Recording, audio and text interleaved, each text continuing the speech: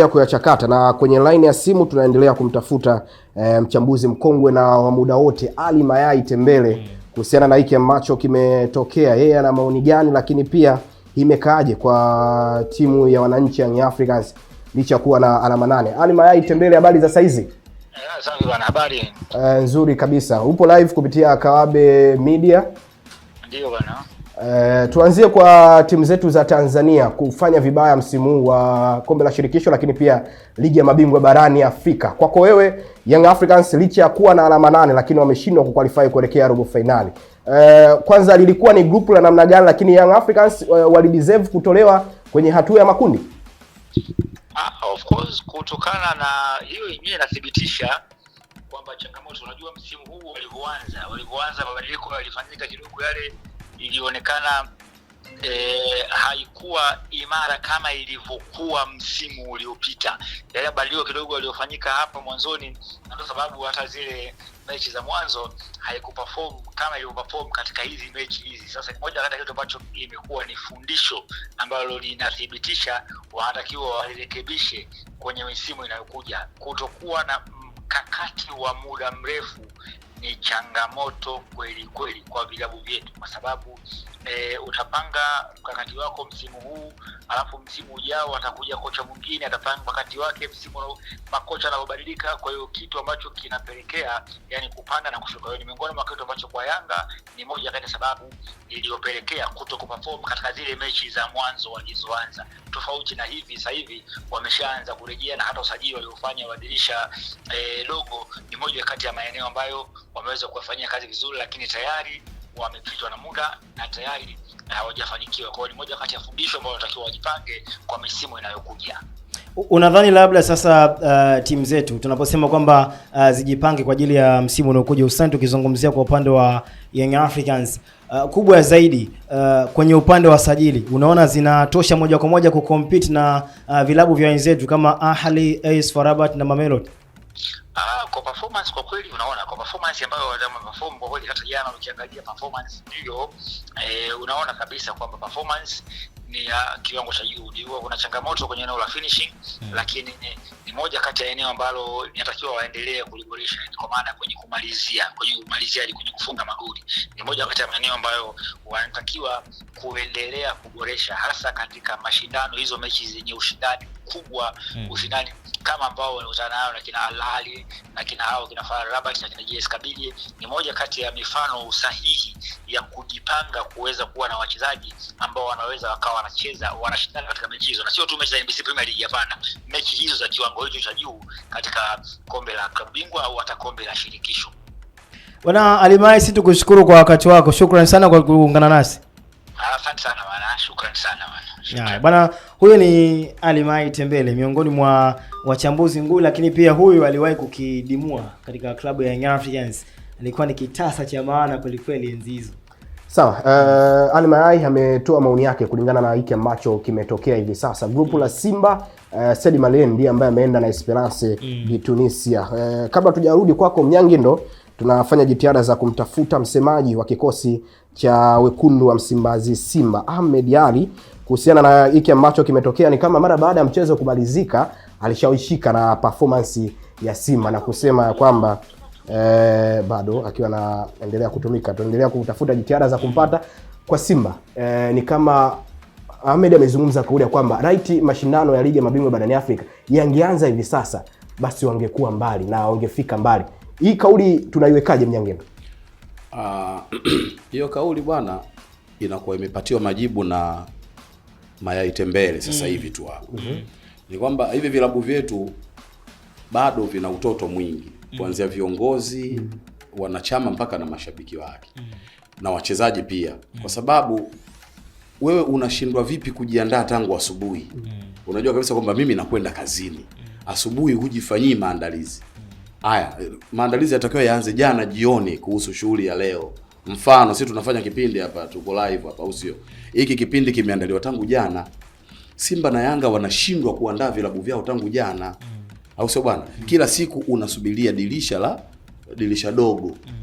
Ili iweje sasa? Watu wanajiandaa mapema, dirisha dogo wanaongezea tu. Wachezaji waliosajiliwa National Ahli dirisha dogo au AS FAR Rabat ni wachezaji ambao wanatakiwa waingie kwenye kikosi msimu ujao au mechi za nusu fainali na fainali. Unaelewa vizuri eh? Kwa hiyo kusema kwamba eti mashindano yangeanza sasa hivi ni kauli ambayo mimi sioni, naona ni nonsense, kwa sababu wewe ni nani? Upo kwenye klabu, wewe ni mshauri, wewe ni msemaji. Shauri vitu pale. Watu wasajili mapema, watu wafanye maandalizi mapema. Makocha wajumuishwe kwenye timu mapema. Unaona Alimayai alichokiongea? Leo kocha huyu, kesho kocha huyu, kesho kutwa kocha huyu. Mfano Yanga wanaona kabisa kwamba tunakwenda kushiriki ligi ya mabingwa msimu, lengo letu kucheza nusu finali. Au sio bwana? Unategemea utakutana na Mtibwa Sugar kwenye kundi lako? Utakutana na Miembeni kwenye kundi lako?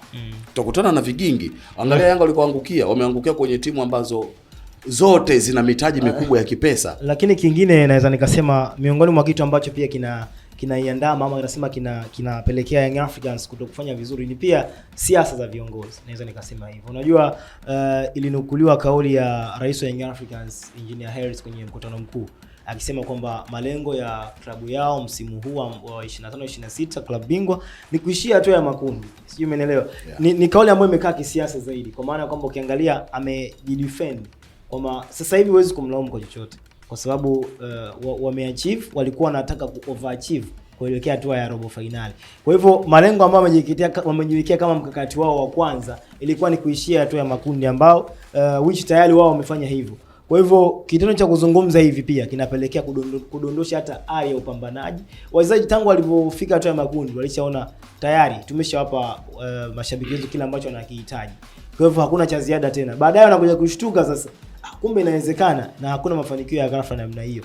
Ni kuhitaji mafanikio ya haraka katika muda mchache, ndio kitu ambacho kimepelekea pia kushindwa kufanya vizuri. Light kama wangeweka mpango mkakati wa muda mrefu kama ambavyo amesema Alimayai kwamba tangu wanataka kuendelea ya mashindano kwamba tunahitaji kufika hatua ya robo finali, basi tangu wanaanza mikakati yao ingekuwa ni moja kwa moja tunataka kufika robo finali. Ni kama tu mwanafunzi akisoma anahitaji kufaulu kwenda form 5. Yeah. Kwa hivyo akianzia form 1 huko anakaza ili awe na wakati mzuri anapofika form 4. Hauwezi ukasema nataka nifike niishie makundi then itokee tu ndondokela. Ni kitu ambacho kiwezekana. Ndio maana hata msimu ule ambao walifika wakacheza dhidi ya Mamelodi Sundowns bado Young Africans wakadondokea pua kwa sababu haikuwa katika miongoni mwa plani zao kufika katika hatua kubwa kama hizo. Good example katika nchi yetu ya Tanzania ni Simba Sports Club. Hii hata kama mtu akinuna, ananuna labda kwa sababu haupendi mpira. Lakini kama unapenda mpira, then kama unafahamu kile ambacho anakifanya Simba Sports, direct utasema kwamba Simba ni mfano wa kuigwa kwa sababu wao walishaweka mipango mkakati kwamba sisi ni watu wa robo finali. Wakafanya hivyo kwa msimu kadhaa, then wakaondoka hapo wakasema tunahitaji kufika nusu finali. Isivyo bahati msimu huu, naweza kusema kwamba haikuwa bahati na pia wameteteleka kidogo. Ni kitu ambacho hata kwenye maisha ya kawaida mnyonge ndo kinakukuta. Katika plani zako unapanga bwana nahitaji kupata pesa kadhaa. Unashangaa umeshindwa kufika. Ni kitu ambacho kinatokea. Ni hiki ambacho kimetokea. Angalia Simba gari limekuja kuwaka baadaye dakika za jioni kabisa, hawezi kufanya chochote. Kwa hivyo naweza nikasema kwamba light kama Young Africans na Simba wangekuwa wanaweza kukaa meza moja na kufanya majadiliano ya namna yoyote tufanyeje kufika huko. Nadhani tungekuwa tunapata timu mbili ambazo zinafika robo finali katika misimu kadhaa. Lakini ni kwa sababu tu hawa ni maasimu katika ligi, ni ngumu sana kuamini kikombe cha kahawa cha Ali Kamwe akimpatia Ahmed Ali. Ndio kabla hatujaendelea hapo tunafanya pia jitihada za kumtafuta mjumbe wa Young Africans Alex Ngai, tuone kama atapatikana. Simu yake inaita, tuone ana majibu gani kuhusiana na timu ambayo hello. Bwana Alex Ngai, samahani tumekupigia tukiwa live kupitia Kawabe Media. Tulikuwa tunahitaji maoni yako kuhusiana na kile ambacho kimetokea katika michezo ya kimataifa ya Young Africans. Maoni yako labda huenda ni yapi mara baada ya klabu yako kuondoshwa katika hatua hii? Ikumbukwe pia malengo yenu makubwa yalikuwa ni kuishia hatua ya makundi, lakini baadaye mkabadilisha kutokana na kile ambacho alikuwa mnaona inawezekana. Nani alikwambia tulibadilisha? Ilikuwa inaonekana kutokana na ari ya upambanaji ambao timu yenu pia inaonyesha. Sasa kuna mtu yote anaingia kwenye mashindano alafu aonyeshe kupambana. Ndio tunataka kufahamu sasa, nyie kama klabu ya Young Africans mlivyoondoshwa mmejisikiaje kwa wakati huu? tayari tumeshatoka kwenye michuano. Tunaangalia tena michuano ya ligi pamoja na CRDB Federation Cup. Lakini pia maoni pia ya wadau na wachambuzi na wapenzi wa soka wakisema kwamba pengine Young Africans hamkuwa na mpango wa muda mrefu, ndio maana mlianza vibaya lakini mwishoni mkawa mnafanya vizuri. Kila siku wanajua tu. Kwa huwezi kumzuia mtu kuongea kile anachokisikia. Ndio. Sisi ndio tunaojua kwamba mipango yetu ilikuwa nini. Pengine neno la kuambia mashabiki na wanachama wa Young Africans kuelekea mashindano yajayo. Tujiandae na mechi ya tarehe 1 kwenye ligi. Na tumepata taarifa kupitia ukurasa wa Alikamwe, ni kweli mechi itapigwa Zanzibar? Tatoa taarifa rasmi. Sawa, nikushukuru sana Alex Ngai. Mjumbe kamati wa Young Africans Alex Ngai kuhusiana na kile ambacho amekitoa. Mchambuzi Mnyang'indo, kulingana na table ilivyo kwa wananchi Young Africans tumezungumzia hapo, lakini tukihamia kwenye ligi ya mabingwa barani Afrika kwenye zile timu ambazo zimequalify timu 8 tunazungumzia Al Ahly, lakini pia Al Hilal Omdurman, lakini pia AS FAR Rabat, Esperance de Tunisia, Mamelodi Sundowns, Pyramids, lakini pia RS Berkane, lakini pia Stade Malien. Hizi ndizo timu 8 ambazo zimepata nafasi ya kuelekea robo finali. Kwako hizi timu 8 zinasadifu ya kwamba mpira ni uwekezaji na si maneno? Mpira ni uwekezaji na si maneno. Mfano mzuri kabisa kwa Pyramid FC. Pyramid FC bwana, walikuwa wanakuja taratibu, tunawaona taratibu, wanapanda, wanabadilisha hiki, wanabadilisha kile, wanakuja Mwanza kucheza na Yanga pale, wanamfunga goli 2 bila, tunawaona mpaka dakika hizi wao ndio wanatetea kombe, au sio bwana? Na nikiangalia mpira wao kwa kweli Pyramid wanakwenda kuchukua tena. Wanakwenda tena kuwa mabingwa wa mashindano haya. Waone wa